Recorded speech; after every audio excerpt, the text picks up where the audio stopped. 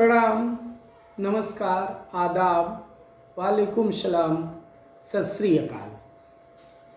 आज सबसे पहले मैं आपको अपने विद्यालय से रूबरू करवाता हूँ। पश्चिम बंगाल के हावड़ा के शिवपुर में स्थित सरकारी मान्यता प्राप्त श्री शांति विद्यालय एक प्राथमिक विद्यालय है। 2 मंजिला भवन वाले इस विद्यालय में विद्यार्थियों के लिए 10 कमरे हैं।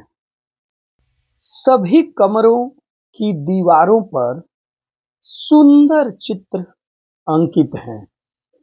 वे चित्र पठन पाठन से लेकर प्रेरणा स्रोत एवं संदेश वाहक का भी काम करते हैं। दीवारों पर अंकित चित्रों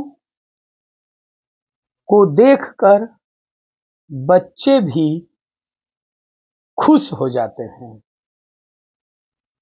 बच्चों का मन पढ़ाई में लगा रहे, इसके लिए भी यह चित्र बहुत जरूरी है और इन चित्रों के माध्यम से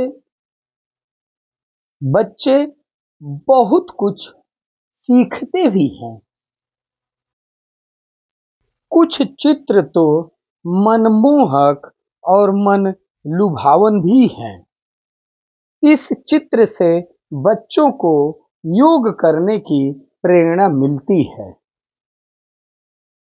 इसके अलावा यह कक्ष अध्यापक एवं अध्यापिकाओं के बैठने के लिए है, जो सुसज्जित एवं टीएलएम से पड़ा है। विद्यार्थियों के पठन पाठन से संबंधित टीएलएम की पूरी सूची बनाकर मैंने शिक्षकों से सौंपने को कही थी और शिक्षकों की उस सूची के अनुसार सरकार की तरफ से 13,900 रुपये मिले थे। उसका पूरा उपयोग किया गया है, बल्कि और 200 रुपये अधिक विद्यालय ने टीएलएम खरीदने में खर्च किया है।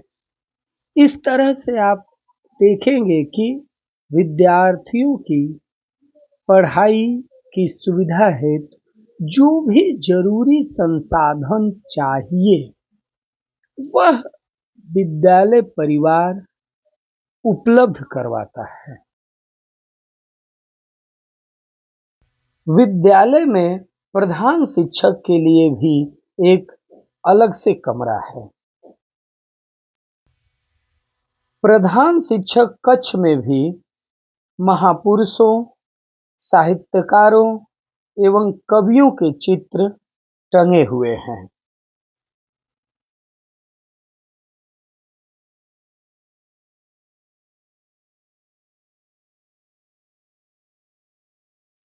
बच्चों के मध्याह्न भोजन के लिए मिड डे मील के रूप में एक अलग कमरा है। इसके अलावा ऑडियो वीडियो कक्षाओं के लिए विद्यालय में एक कंप्यूटर रूम है, जिसमें बहुत सारे कंप्यूटर लगे हुए हैं।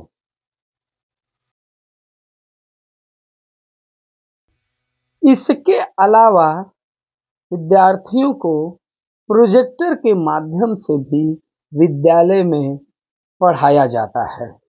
विद्यालय में प्रार्थना हेतु माइक की व्यवस्था है।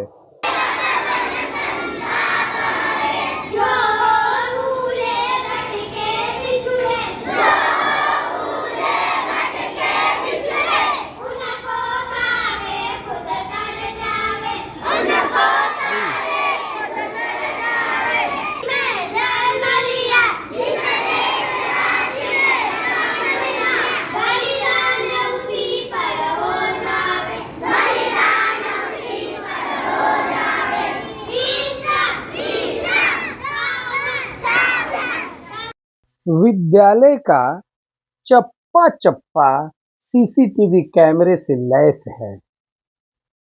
कहने का तात्पर्य यह है कि आधुनिक सुविधाओं से लैस यह विद्यालय सरकारी प्रतीत ही नहीं होता है।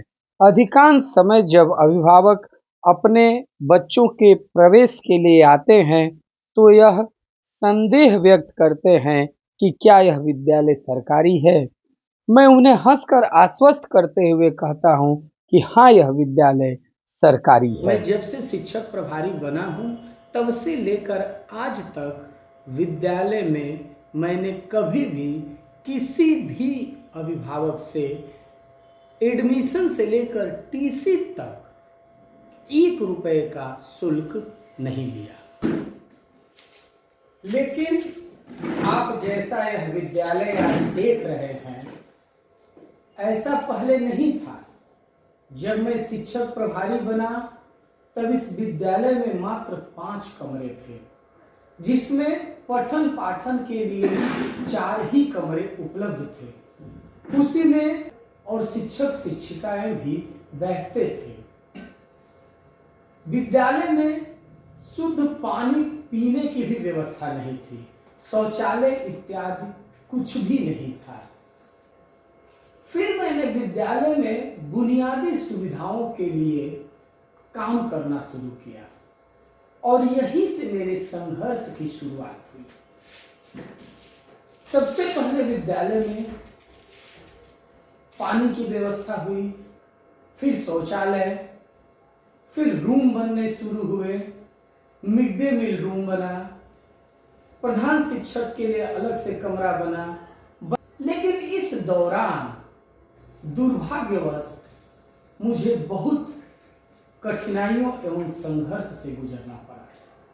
मेरे ऊपर चोरी, औरतों से दुर्व्यवहार एवं चरित्र हनन का आरोप ही नहीं, कोर्ट में केस भी किया गया। लेकिन ईश्वर की असीम अनुकंपा, माता पिता के आशीर्वाद, शिक्षक शिक्षिकाओं एवं श्रेष्ठ जनों के सहयोग से सारे आरोप निराधार साबित हुए और मैं आग में तपकर सोने की तरह और निखर गया। उस समय मेरे सामने 2 विकल्प थे। पहला विकल्प था कि आम इंसान की तरह भौतिक ऐशो आराम के संसाधन जुटाने में लग जाऊं, और दूसरा विकल्प यह था कि समाज के सबसे गरीब, निचले, कुचले तबके के असहाय, निरीह अभिभावकों के बच्चों की पढ़ाई के लिए मेहनत करूं। साहित्य का विद्यार्थी होने के नाते आचार्य हजारी प्रसाद द्विवेदी की वह पंक्तियां याद आ रही थी कि भारतवर्ष ने कभी भी भौतिक वस्तुओं के संग्रह को बहुत अधिक महत्व नहीं दिया है।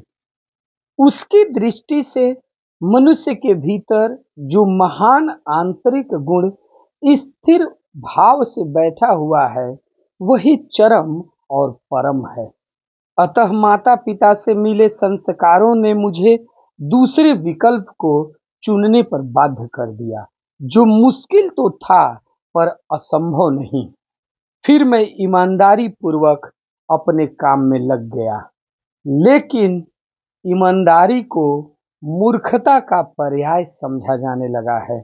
सच्चाई केवल भीरू और बेबस लोगों के हिस्से पड़ी है। ऐसी स्थिति में जीवन के महान मूल्यों के बारे में लोगों की आस्था ही हिलने लगी है। लेकिन मैं बार बार कह रहा हूं, मेरे पिता मेरे लिए आदर्श रहे हैं। उन्होंने कभी मुझे किसी भी तरह के अनैतिक कार्य करने से दूर रखा। उनका सादा जीवन और उच्च विचार वाला जीवन मेरे लिए आदर्श रहा और फिर मैं लग गया अपने कर्तव्य को पूर्ण निष्ठा से पुष्पित और पल्लवित करने में। लेकिन जाकी रही भावना जैसी, हरि मूरत देखी तिन तैसी को चरितार्थ करते हुए आज कुछ लोग ईमानदार व्यक्ति को संदेह की दृष्टि से देखते हैं, पर वह यह भूल जाते हैं कि लोभ, मोह, काम, क्रोध आदि विचार मनुष्य में स्वाभाविक रूप से विद्यमान रहते हैं, पर उन्हें प्रधान शक्ति मान लेना और अपने मन तथा बुद्धि को उन्हीं के इशारे पर छोड़ देना बहुत बुरा आचरण है।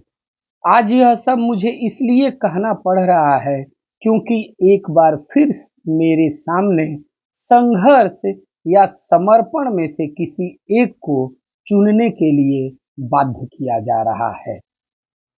आज मुझे लग रहा है कि सरकारी विद्यालय का प्रधान शिक्षक होना शायद दुनिया का सबसे बड़ा पाप है, क्योंकि मुझ पर अनैतिक कार्यों के लिए लगातार दबाव डाला जा रहा है। दबाव भी इस हद तक कि मुझे मानसिक रूप से प्रताड़ना झेलनी पड़ रही है। कल एक हाई स्कूल के अवकाश प्राप्त सम्माननीय शिक्षक ने कहा कि आप जैसे मैंने हजारों हेड टीचर देखे हैं, आप अपने मुंह मियां मिट्ठू मत बनिए। सरकारी नौकरी लोग करते हैं अपनी सुविधा के लिए। बच्चे नहीं पढ़ेंगे तो उसकी जिम्मेवारी शिक्षक की नहीं, अभिभावक की है। अगर कोई शिक्षक नहीं पढ़ाएगा तो आप और आपका डिपार्टमेंट क्या कर लेगा, मैं भी देखूंगा। मैं उन्हें बार बार निवेदन करता रहा कि मेरे पास कुछ वीडियो वगैरह है, उन्हें आप देख लीजिए, लेकिन उन्होंने ना तो मेरी सुनी और ना ही मेरे वीडियो को देखने के लिए तैयार हुए।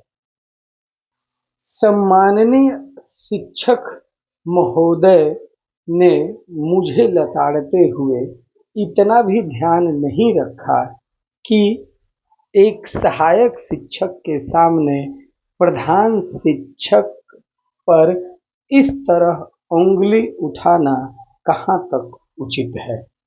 मेरे बार बार निवेदन के बावजूद भी वो एक तरफा व्यवहार किए जा रहे थे। स्थिति अगर ऐसी है तो निश्चय ही चिंता का विषय है। क्या यही भारतवर्ष है जिसका सपना तिलक और गांधी ने देखा था?